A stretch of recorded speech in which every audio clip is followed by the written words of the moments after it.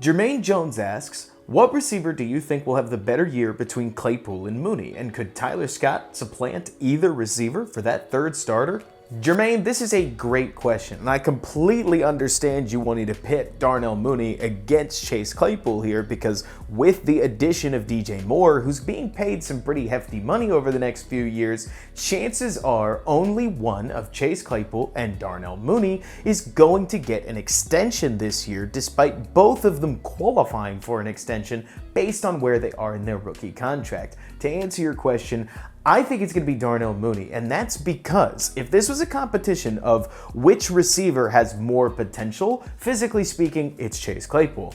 If this was a question of which receiver has the better draft pedigree, well, obviously, with Chase Claypool as a high second-round pick and Darnell Mooney as a fifth-round pick, that favors Claypool as well. But this is about which receiver is going to be the better number 2 receiver. And based on the fact that DJ Moore is almost expressly an outside receiver, whereas Darnell Mooney is one of the most versatile receivers in football, very alike Tyler Lockett in that way, I think the major edge goes to Darnell Mooney, who you can line up in the slot, you can line him up on the inside of the formation, you can line him up out wide on the other side of DJ Moore, you can motion him before the snap, you can play him on or off the line of scrimmage against press or against zone coverage, you can even put Mooney in the backfield, and none of these things are going to tip whether the offense is doing a run play, a play action play, an express pass. I mean, there are all kinds of things that you can do with Mooney, and because Mooney is a pretty solid blocker for his size, can win at the intermediate,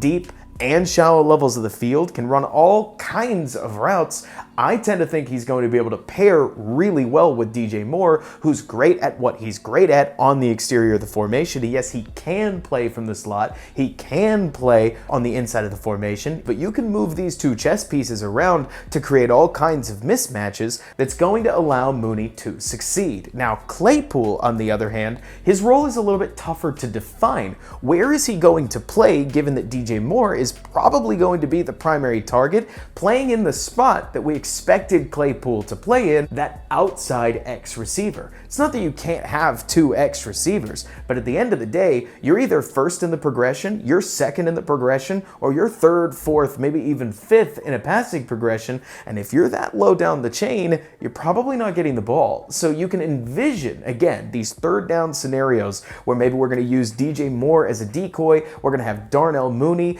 run a juke route, get open over the middle of the field, and give Justin Fields an easy first down. But are you going to make the same play calls for Chase Claypool? Chase will have to earn it in training camp if that is going to be the case, but I see just a little bit too much overlap with what Chase Claypool does well, which is be a 6'4", 220-pound, 4'4" athlete down the sidelines, and what DJ Moore is so successful at, which is functionally the same thing with a little bit more agility and certainly a lot more production to match. So to me, while I'm very excited that Chase Claypool is in the Bears receiver room because this 2023 receiver room is a massive upgrade over its 2022 counterpart, I tend to think that Darnell Mooney, who off the field is one of Justin Fields' best friends, and reportedly these two go pretty much everywhere together, which, you know, I tend to think will play a little bit into the decisions Mooney is and isn't willing to make. And Claypool strikes me as the kind of person who might want to hit the market anyways, no matter what he does in Chicago,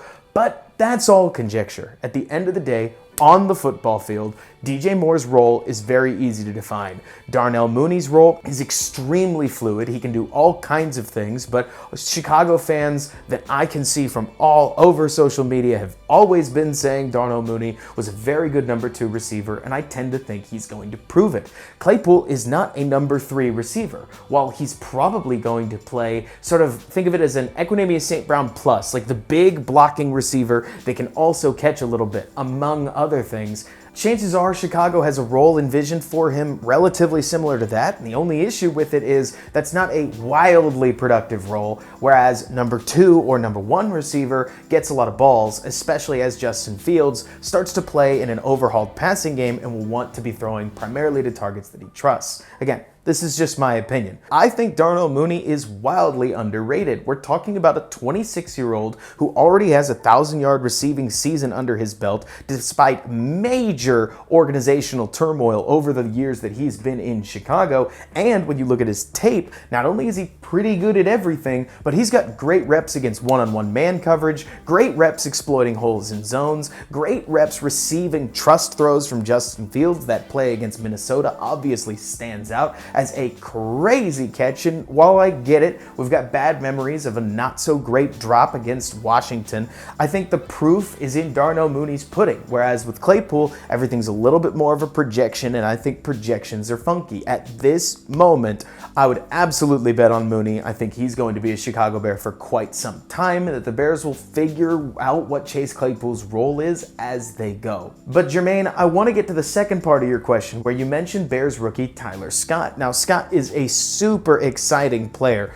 Awesome athlete with speed at all levels of the field. A game very similar to Darnell Mooney's, if a bit more deep threat and a bit less all-tool player. But I think Scott's got a lot of things to like in his game. We're just probably not going to see him in a feature role until 2024 at the earliest. We are still talking, after all, about a rookie who hasn't learned the offense, hasn't developed chemistry with his quarterback, and isn't going to be as precise at the details as a veteran is going to be. And in football, that's the kind of stuff that controls whether or not you get on the field, because coaches love somebody that's detail oriented, and 3 years experience in the league for both Claypool and Mooney is obviously going to trump that of Scott's, unless Scott is absolutely shining in practice. Now, I tend to think that Scott has a decent shot at usurping Velus Jones for the deep threat role that I have a feeling the Bears envisioned for Velus when they drafted him last year, but even that'll take some time. This could be all the way through training camp,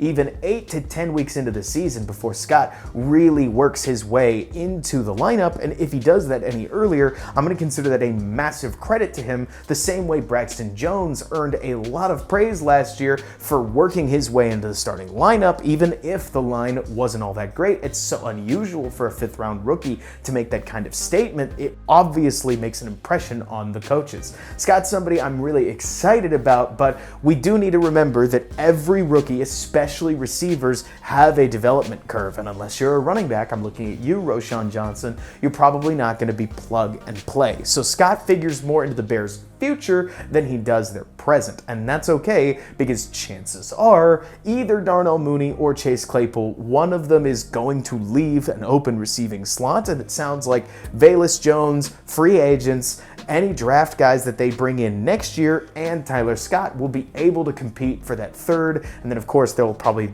heavily use a 4th wide receiver slot, let alone making the room better just in case of injuries. But those are my thoughts on the matter, and if you made it to this point in the video, I need your feedback. I want to create a channel with some of the best NFL content that we can create. And as you can tell, I'm taking a lot of cues from things that worked within the studio style videos and applying them to a new format. But this allows me to basically point a camera at myself and talk about questions and other more day-to-day topics, and hopefully get things on the channel every 2 to 3 days while still working on the big humdinger videos like the one I'm putting together for Jordan Love. Can't wait for that, by the way. It's looking awesome. They just take a little longer to make. So I want to build something that works. You let me know what you do and what you don't like about this format, whether I need to edit things a little bit differently, maybe make things a little bit faster. I don't know, but you tell me what you liked. If you enjoyed the video, please do give it a like, share it with those around you that might be interested in the topic. And until then, Bears fans, bear down, and thanks so much for bearing with me.